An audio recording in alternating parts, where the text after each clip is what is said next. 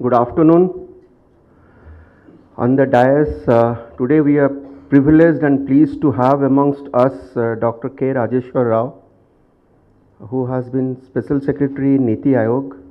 We have CVO Sri Amit Saranji, we have Director of Finance Harish Madhavji, Director Exploration and Development Dr. Manas Kumar Sarmaji, Director HR Ashok Kumarji, and Executive Directors, Chief General Managers, and all the people who are joining across India from all the spheres where I'm aware we have RCE and Executive Director and everybody around here. First of all, it is a matter of celebration for us in the sense that it is Vigilance Awareness Week, but to me it is not just a week, it is 365 days and 24/7. This week is a ritual which is observed to introspect and to prepare a road ahead. I'll take a cue from what CVO has said. While we all reckon the fact the supremacy of India in terms of not only G20, in all spheres of Chandrayaan, of the future looking 5G rollout, of the reforms that has taken place across the exploration landscape, panning both Ministry of Mines and Ministry of Petroleum and Natural Gas. From an India story, the list is endless actually. But what is more important from our perspective, and you all deserve to be commended on that particular achievement of Oil India Limited, is Oil India Limited along with NRL has catapulted itself to the league of the best CPSCs of the country by virtue of getting accorded as Maharatna CPSC. And that Maharatna CPSC came to us, and it was not an easy path. We had to fulfill certain criteria, certain thresholds in terms of its physical performance, in terms of its financial performance, in terms of its overseas presence, in terms of its criticality of presence in the entire oil and gas value chain, in terms of its offered respite or results to the shareholders. It's a conglomeration of accomplishments and achievements which has created this narrative, and Oil India became a Maharatna company. One thing that goes without saying to achieve or to accomplish, or Government of India reposing faith on Oil India Limited and granting or according the status, is the unblemished report or record of Oil India Limited. If you are not doing well physically or financially, that is acceptable because it's a cyclic thing. But if your reputation is at risk, if as an organization we do not have a reputation per se in all the fields of operation, in all the fields of actions that we are taking, you will not be reckoned as a CPSC with a top league. Forget about being accorded a Maharatna status.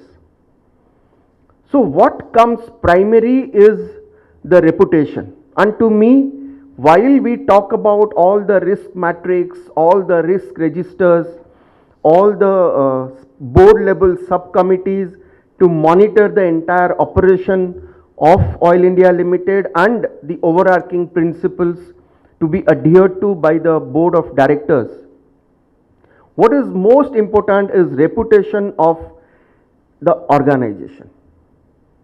And reputation of organization comes when reputation of all the stakeholders, and for this specifically, the internal stakeholders, the employees of the company who are the brand ambassador of the company, their reputation is intact. So while we are bound by the celebration of 1 week or 3 months or defined objective year on year, because you have to have a focus area. To me, it is a 365 days operation, 24/7. And it's your reputation which is at stake. If you can take care of your reputation, I am sure the whole objective of VAW will be a success, and it will be a success on a daily basis.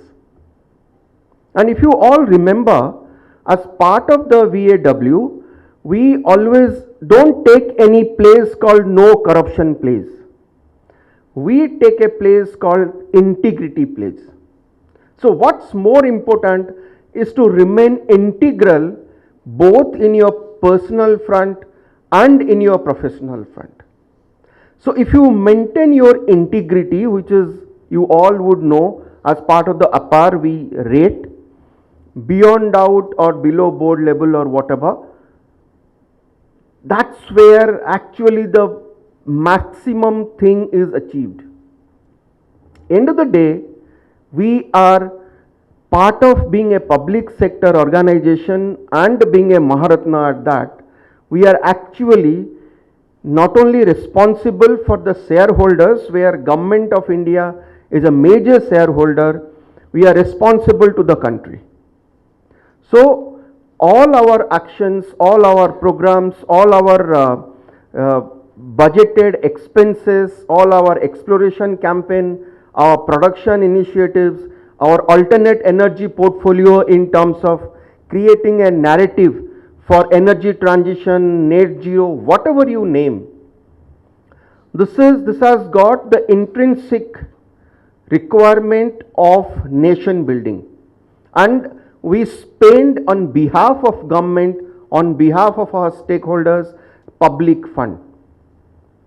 And by virtue of our nature of portfolio, it is not a regular run-of-the-mill expenses, or to me, exploration is investment, so it is not a routine investment program.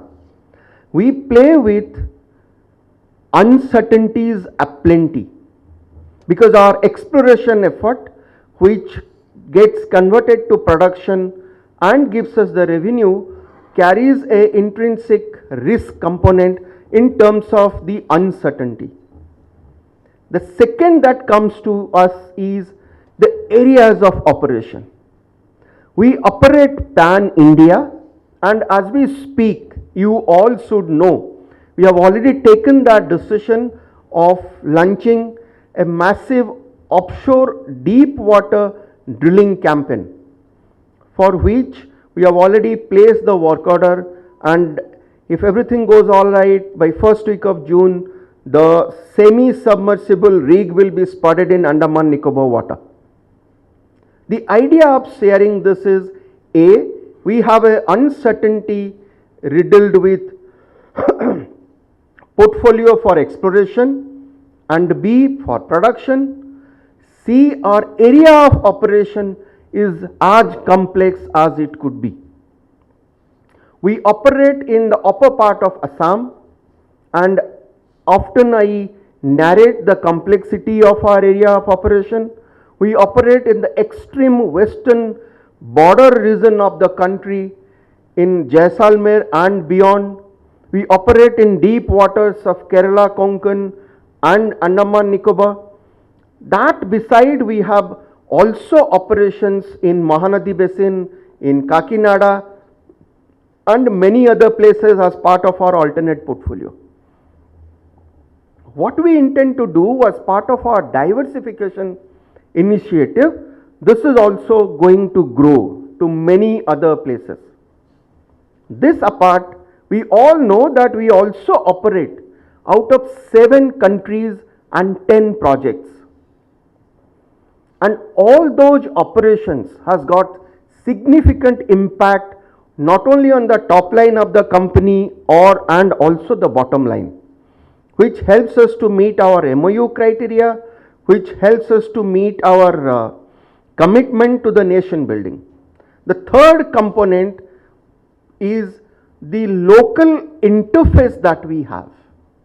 Being a public limited company, we engage a multitude of stakeholders, across our operations. Plus, we don't do, unlike other major PSUs, a boundary wall driven operation. Our operations are far flung in remotest area for very short time of drilling or of doing seismic or of creating something with an intent to discover. Even after discovery, we would have very small or very little investment in terms of field development, because there we will have an Xmas tree, some line pipe getting connected, and of course wherever there is a tank farm or the processing units, there we will have a boundary, but otherwise our interface is huge. So with these three major verticals of our operation, it is extremely important for us to adopt the best of the possible practices, the best of the possible diligence, and most importantly the best of the possible governance mechanism to do whatever we are doing. SOPs are in place, adherence is a need. But then the question comes, how do you differentiate between decision making or playing safe to be extra vigilant? Please understand, at a management level, we are aware of the fact to distinguish a bona fide mistake and a mala fide committed action. Therefore, whenever I get this opportunity, I would like to reiterate, when our capex would evolve year on year from 8,000 crore to 11,000 crore, this year this will be 14,000 crore, we have to take decisions. And as public sector undertaking, investment in our project is an imperative. And that's how, together as Ministry of Petroleum and Natural Gas, our investment runs to 1 lakh crore commitment, and that is a monitoring parameter. And as we speak, we will have more investment in the line. So we have to take those commercial decisions. Now the primary intent of any commercial decision is not to be restrictive. It doesn't mean that you cannot order or you cannot engage an entity on nomination basis. The GFR allows it. You can choose across a slate of consultants through a QCBS method, where by virtue of the intrinsic nature or the high value impact of those studies, the studies might cost 10 crore, whereas the selection of location will have an investment quotient of 4,000 crore. Therefore, you would like to have the best of the brain working for you in terms of consulting assignments, or in terms of reassessment, or in terms of identifying those prospects in the deep waters of Arabian Sea or Bay of Bengal or Andaman Nicobar or wherever, or even Assam Basin. We all know that from 5,000 square kilometer of petroleum mining lease that we have, the fields from which we produce is about 30%. That means about 60 to 65% near field exploration is a need. And as we speak, we are engaging consultants to do study to establish near field exploration possibility. As we speak, we have 60,000 square kilometer of some remnant nail blocks and OLP blocks. All the seismics are already done, interpretation is done, inventory of well locations as we speak hovers around 125. And we need to take decisions to implement all those drilling programs. Earlier we used to drill 1000 meter depth, 1200 meter depth, 3000 meter depth. Today we have already drilled, we attempted rather, for 6500 meter depth. and we could drill up to 5,900 for whatever reason, for the complexities, and we will continue to drill more such wells with extended reach below Brahmaputra river. Our area of operation has now grown beyond Upper Assam, Arunachal to Tripura. So the complexities increases, so we have to take decisions. Nothing stops us to take decisions. In case there is any variation of the delegated powers, there is a process. Escalate, take approval, record if there is a change. If you are recording the purpose for posterity, absolutely no problem. But if you don't record for posterity, that becomes a question.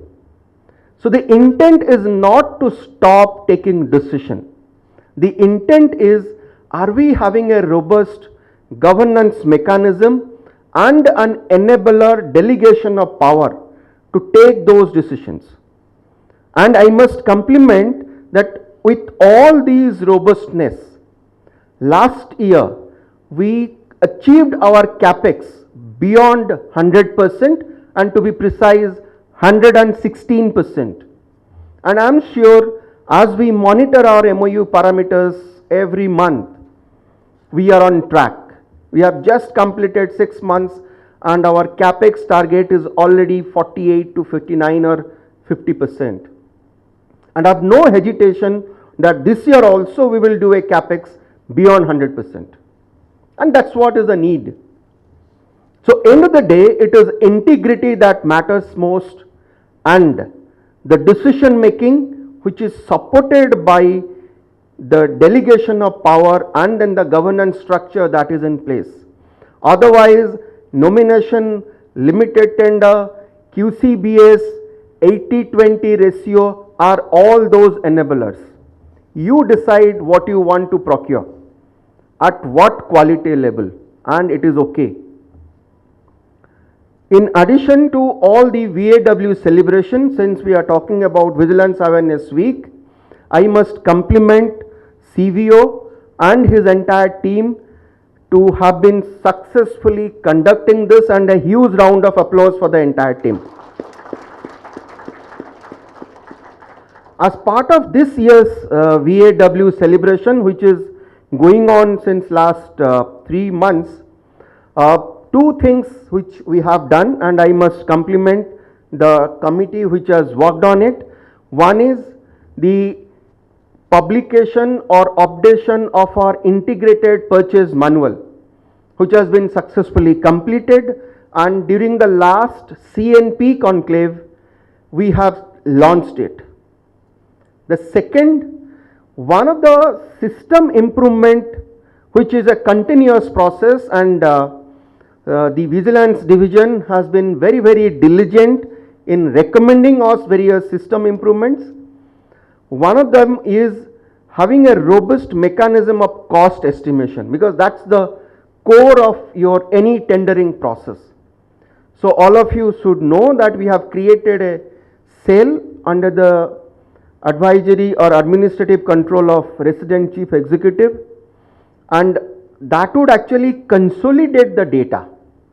Now often we kind of get into a situation, budgetary quotation or LPR, which would prevail. The committee which is taking a decision, or the head of the department which is taking a decision, or the ED level committee or the local management committee, whatever, whoever is taking that decision, are the best judge to decide. There is a guideline. We need to adhere to the guideline, but in case there is a need for any deviation from the guideline, record it. As long as you are recording the reason. One example, you might need some stuff in one location. Accessibility of that location, supply for that location is easy. Let that location be Guwahati. But if your location is Pasighat, location is Sadia, location is a remote place in Tripura where your drilling rig is operating, then the LPR might not work. These kind of thought process has to be recorded. As long as it is recorded, everything is okay. So with these kind of insights, we must operate and we must appreciate the operations that we are doing. Before I conclude, I must share one more thing. Vigilance is also about maintaining highest standard of respect for each other. Often, gossips becomes a tool. Please desist from it. The website that has been created carries a very big bold letter message. Sensitization, no corruption is excellent. But if you are spoiling with somebody or trying to spoil somebody's reputation by lodging a false complaint, you will not be spared as well. This is where we often tend to feel that by virtue of sending some message, we would come on the way. It's very easy. We are aware of the fact that there are mechanisms to check and balance, because by virtue of a complaint, the entire process comes to a halt, or by virtue of a false complaint, somebody's well-earned reputation of 30 years, 15 years, 5 years, 1 year is at stake. As long as we respect each other and respect each other's portfolio or domain and its importance in the organizational framework, I am very confident that as an organization, we will refrain ourselves not to be part of this particular coterie. Otherwise, anonymous complaints can also be caught and there is a price that has to be paid for. So end of the day, it is your reputation or any other's reputation. Reputation is very, very close to our heart. Thank you very much.